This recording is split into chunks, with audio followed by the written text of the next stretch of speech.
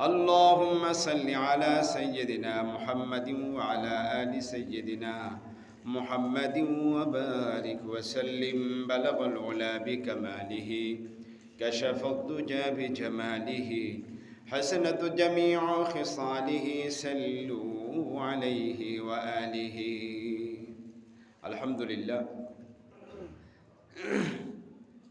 আল্লাহ পাক আমাদেরকে সুস্থ রেখে দিনের বুঝ দান করে আল্লাহর ঘরের মেহমান করে কিছুদিনই আলোচনা মজা করার সুযোগ তৌফিক দিয়েছেন, এই জন্য আবারও শুকরিয়া আদায় করি আলহামদুলিল্লাহ। কোন মাস চলতেছে আরবি ভাই? শাবান মাস। শাবান মাস চলতেছে। আজ 12ই শাবান। কত তারিখ? 12ই শাবান।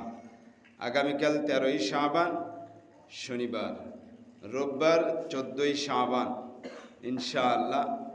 14ই শাবান রবিবার দিবাগত রাত্রে শবে বরাত। তো আজও ইনশাআল্লাহ সংক্ষিপ্তভাবে 2-4টা শবে বরাত সম্পর্কে কথা বলার নিয়ত করেছি। আল্লাহ পাক আমাদেরকে সহি 2-4টা কথা বলতে পারি, শুনতে পারি, আমলের নিয়তে বলতে পারি, শুনতে পারি। আল্লাহ কবুল করুক, বলি আমিন। আলহামদুলিল্লাহ। প্রথমে আমাদের জানতে হয় শবে বরাত শাব্দিক অর্থটা কি। শবে বরাত এটা একটা ফার্সি শব্দ। শব মানে রাত, বরাত মানে হলো মুক্তি। তাহলে শবে বরাত অর্থ হয় মুক্তির রাত, মুক্তির রজনী। একটা ভুল শব্দ আমরা বলে থাকি অনেক সময়, শবে বরাত না, বরাত না। বরাত হলো বাসর রাত, এটাকে বলা হয় বরাত, আনন্দ ফুর্তির রাত। আর বরাত একটা হামজা আনলেই সহি হয় মুক্তির রাত। তো শবে বরাত মানে মুক্তির রজনী। আল্লাহ পাক আমাদেরকে সেই রাত্র সামনে আসতেছে, এ বিষয়ে 2-4টা কথা বলবো ইনশাআল্লাহ। তো শবে বরাত আমাদের কিছু করণীয় আছে, বর্জনীয় আছে।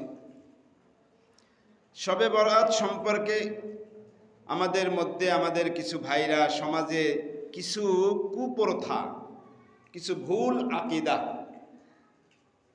করে শবে বরাতের কিছু বাড়াবাড়ি আমাদের সমাজে কিছু হয়ে থাকে।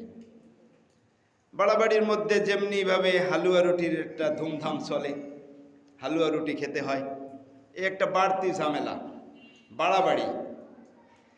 কিছু যুবক ভাইরা আছে একটা আনন্দের রাত মনে করে আতশবাজি বাজি, একটু আনন্দ ফুর্তি, দৌড়োদৌড়ি, কোথায় যাবে, কোথায় কি করবে।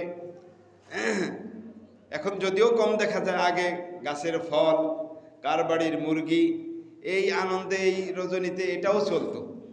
তো যাই হোক, এটা বাড়াবাড়ি। তো এক শ্রেণীর মানুষ শবে বরাত নিয়ে অনেক বাড়াবাড়ি করে থাকে। আবার আর এক শ্রেণীর মানুষ শবে বরাত নিয়ে অনেকটা ছাড়াছাড়ি করে থাকে। এটা কোরআনে নেই, এটা সহি কোনো হাদিসে নেই, এটা বানানো কথা, এই একটা ছাড়াছাড়ি। এই জন্য শবে বরাত নিয়ে বাড়াবাড়িও ঠিক নয়, ছাড়াছাড়িও ঠিক নয়। মধ্যম পন্থায় থেকে যতটুকুন সহি হাদিসের সনদে পাওয়া যায় ততটুকুন আমল করা, ব্যক্তিগত আমল বরাতের মধ্যে না ঢোকানো, এই জন্য এদিকে সতর্ক থাকা। আল্লাহ, এই জন্য শবে বরাতে আমাদের কিছু বিষয় আছে। ইবাদত, জিয়ারত, তেলাওয়াত, এ সমস্ত আমল আমাদের শবে বরাতে আমাদের কিছু করণীয়। তার মধ্যে একটি কি ভাই? ইবাদত। একটি কি? দ্বিতীয় জিয়ারত। আর একটা কি? আরেকটি হলো তেলাওয়াত। বন্ধু, এই শবে বরাতে বাড়াবাড়িও করব না, ছাড়াছাড়িও করব না, মধ্যম পন্থায় থেকে মহান রব্বুল আলামিনের ইবাদত করব। অতএব তাই বলেছি, চলবে একমাত্র ইবাদত, আর একটি চলবে জিয়ারত, একটি চলবে তেলাওয়াত। সহি সনদে রসুলের হাদিস থেকে আমরা যতটুকুন জানতে পারি, হযরত আলী রাদিয়াল্লাহু তাআলা আনহু তিনি বলেন, বিশ্বনবী শবে বরআত সম্পর্কে তিনি ঘোষণা করেছেন। আন আলী ইবনে আবি তালিব রাদিয়াল্লাহু তাআলা আনহু আন্নাহু ক্বাল قال رسول الله صلى الله عليه وسلم হযরত আলী রাদিয়াল্লাহু তাআলা আনহু বলেন, বিশ্বনবী বলেছেন, ইযা কানাত লাইলাতুন নিসফি মিন শাবান, যখন তোমরা শাবানের